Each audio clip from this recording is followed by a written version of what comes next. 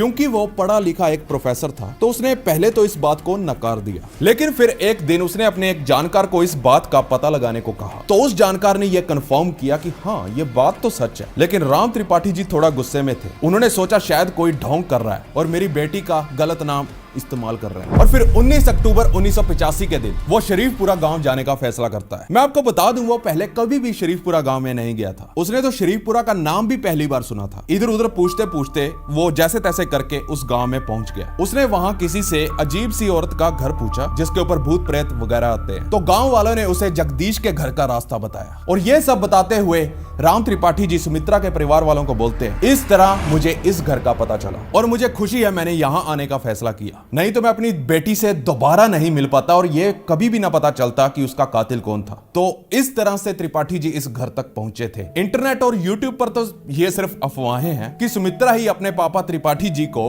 अक्सर चिट्ठियां लिखा करती थी और एड्रेस भी बताया कि कहां आना है। ये फैक्ट बिल्कुल गलत था। सुमित्रा बनी शिवा का इसमें कोई रोल नहीं था। राम सिया त्रिपाठी जी ने ही खुद अपनी मेहनत से इस घर को ढूंढा। खैर, अब जो सुमित्रा के साथ जो हुआ था पहले, वो मरी थी, वो दांत कचचाने लगती थी और आंखें घूमने लगती थी। जब सुमित्रा के पति ने ये वाली स्टोरी शिवा के पापा राम त्रिपाठी को बताई तो त्रिपाठी जी भी हैरान थे, क्योंकि ऐसा कुछ त्रिपाठी जी ने अपनी जिंदगी में पहले कभी एक्सपीरियंस नहीं किया था। वो यहाँ आया तो किसी बहरूपिया का भांडा फोड़ने, लेकिन खुद शॉक हो गया। 19 मई सन 1985 में शिवा द्विवेदी की हत्या के बाद फिर उसके 2 महीने बाद 19 जुलाई 1985 को सुमित्रा भी अपनी मौत की भविष्यवाणी करके मर जाती है और फिर पुनर्जीवित भी हो जाती है, जिसके 3 महीने के बाद अब जाकर जब राम सिया त्रिपाठी वहां पहुंचता है, तब जाकर उन्हें इन सब घटनाओं का कनेक्शन पता चलता है। मतलब शिवा की आत्मा भटकती रही पूरे 2 महीने तक, जब तक कि सुमित्रा की मौत नहीं हुई और फिर वो सुमित्रा की बॉडी के अंदर घुस गई। ये मानना काफी मुश्किल लगता है ना। आपको तो लग रहा होगा ना कि